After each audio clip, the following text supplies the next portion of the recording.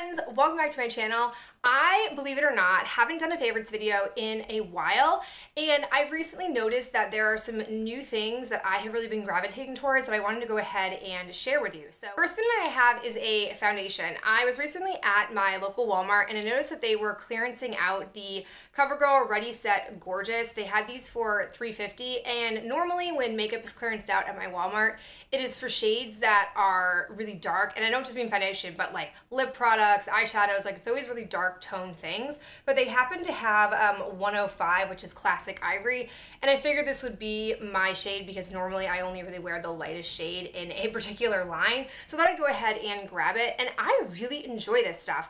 I don't know if they're discontinuing it, and if they are, that's fine. I'm at least able to get one, use out of it before the line is gone forever, but I feel like it's a really nice foundation. It is not as dewy as the L'Oreal one that I was using, which is like a demi-matte finish. This claims to reduce shine all day and even skin tone out, which I feel like it does a really nice job of. I have it on my face today, and I think it's overall just a nice shade for me. It doesn't necessarily have too heavy of a coverage, but it's certainly not on the lower end for my particular taste and desires, but I'm enjoying it. So if you can find it at your local Walmart clearanced out, or if you happen to be able to swing by and see this, I'd recommend it. I know it had a really cult following when it first came out. I want to say that was like 3 years ago at this point, but I'm enjoying it, happy to have gotten it, especially for a super discount. Keeping with the same realm of foundation, I've also been really liking this little foundation palette from e.l.f. Cosmetics. I've never been someone who was really into the idea of spending like $20 on a glass palette to put product on to then pat on your face. But when I saw that e.l.f. had this, I want to say for $2 or $3, I was intrigued. Technically, you're supposed to put it around your wrist, but I actually just put it on my hand like this, and I squeeze some product out, and then use my beauty blender to pick it up and pat it on my face.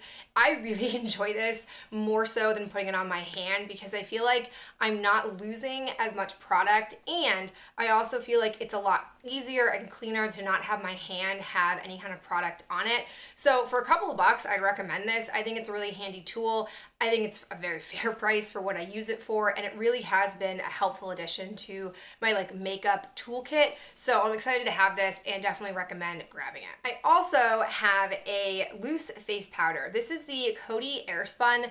I have heard about this for quite some time on YouTube, but I never really was looking for new setting powders because I had a bunch in my collection to use up, but I finally decided to grab this. It is technically in the shade Translucent Extra Coverage, but it doesn't really have much of a particular color. It's a little bit of like a tan item, but I really can't notice it distinctively on my face. I have really been liking this because I decided after many times to try baking. I am someone who, when baking first became a thing, I didn't really find myself intrigued by it because I'm not someone who really does much contouring or any sort of heavy layering of powder and lots of layers onto my face. But I've really been struggling with my under eye area and having stuff sink into fine lines. And I was finally watching a video where someone was talking about using baking to prevent your under eye concealer from sinking into those fine lines and creating those crow's feet looking area. So I was like, all right, let me go ahead, I'll watch a tutorial on doing it, and I've loved it. I have noticed since starting baking that throughout my entire workday, I don't have any of that fine line sinkage. By the time that I get home and after I've worked out and sort of hung on the couch for a while, so we're talking 12 to 13 hours after my makeup has been put on, that's when it starts to break down and sink into those fine lines, but it has been an absolute game changer. I don't know if it's just because of this particular powder or just baking in general. I did try baking for a moment in time with the e.l.f. Make Me Matte powder. There's too much kickback to it. So when I was filming, you could see a distinctive white cast from this. So I decided to stop using it for that reason, but I don't feel like it's as stark when I am using the Airspun. I have the Airspun on today, and I feel like you don't necessarily notice that I have a distinctive setting powder underneath there, but I'm liking this stuff a lot. I think it's $5 at Walmart, so it's super fair priced. I don't think I'm ever going to get through it because there's literally so much powder in here. It is a messy product, but I am still liking it, so happy with it. I also have some face products. I've really been enjoying exploring the blushes in my collection. You guys have probably seen here or there in my trash talks, I have been getting rid of certain blushes. I've kind of been going through and weeding and just finding different things that I really enjoyed, and one of them is a super old product. This is the NYX Boho Chic Cream Blush. I don't know if they still make this, and I definitely was hesitant to pull this out and try it because this is on the older side and it is a cream-based product, but it doesn't smell and it doesn't look like there's any kind of like film or anything on here. So I pulled this out and I was using it with a stippling brush, and I really like the tone of this.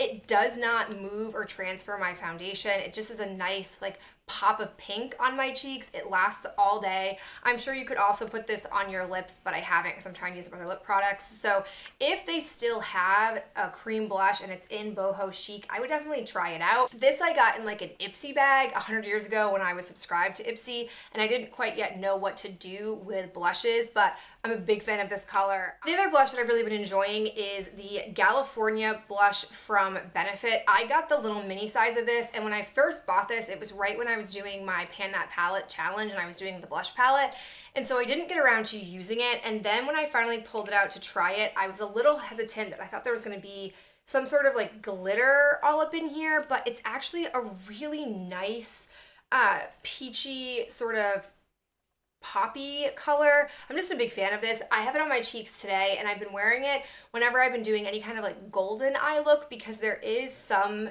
like gold underlay in here that I really think complements those gold eye looks really well. So I'm a big fan of this. I have kept the brush just to show it to you, but I always throw these away and end up just using whatever blush brush I like better because I just don't feel like this is super effective. But big fan of this blush. I think that they still sell the mini size of it, which is what I'd recommend, because how often do you go through a powder blush? I don't think I've ever gone through a powder blush, so happy to have this, and I'm really happy that it now has a place in my collection where I'm frequently using it. The first one that I have is an oldie but a goodie. It is my Becca Opal highlighter. You can see that I have done some serious work on this particular highlighter. Anytime I've done like any sort of like champagne eye looks, I've pulled this out for my highlight. It's just such a beautiful highlighter, and I'm so glad I have the mini size of it because I definitely probably will never get through a powder highlight. So if you can get the mini size of it, I'd recommend it. If you don't own this, I feel like it's such a universal color. Everyone should own this highlighter. It is just really beautiful, and it's one that I've had a while. I go through phases where sometimes I'm really into it, sometimes I forget about it, and I'm really back into it, and it's just been my go-to for any time I want to do some kind of champagne eye look. When I'm not doing a champagne eye look and I'm doing more of a golden look, I have been pulling out my Laura Geller highlight palette. This came out in Christmas time. I don't think they still have this palette, and I'm not sure if the colors in here are limited edition to this or not, but in case they're not, the one that I've been loving is the Molten Copper shade. I feel like this pairs really nicely with any kind of gold look that I've done, and I typically am doing like a soft gold on my lid.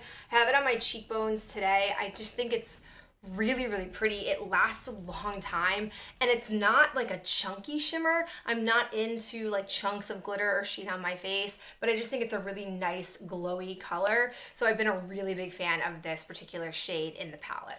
Lastly, for makeup, I have been really liking this Wet n Wild. I don't know if this is like a powder brush or what this is, but it's a very flat top, definitely a packed bristle brush. This, I don't know what number it is because back at Christmas time when these first came out, I bought the entire set from Walgreens for like $20, and this kind of sat neglected. I didn't really know what to do with it or how to use it, didn't have a place for it, but then recently I decided to try this in conjunction with my Physicians Formula bronzer, and what I've been doing is I've basically just been stamping this in here and then stamping it onto my face, and I've really been liking the look of that. It's not picking up too much product, and it's able to really just like stamp it on, and then I kind of blend it out with a beauty blender. So for that reason, I'm a big fan of this. I technically don't know if that's what this is supposed to be for or something else, but it's how I'm using it.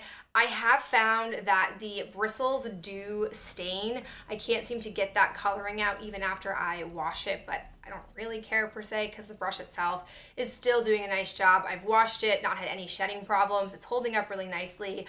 All of the brushes that I have that are in this little set that I got have held up really well, no complaints there, but I definitely would recommend snagging this if you're looking to change up or shake up your bronzer routine. Last up, I have a perfume. This is the Tahiti Island Dream perfume from Bath & Body Works.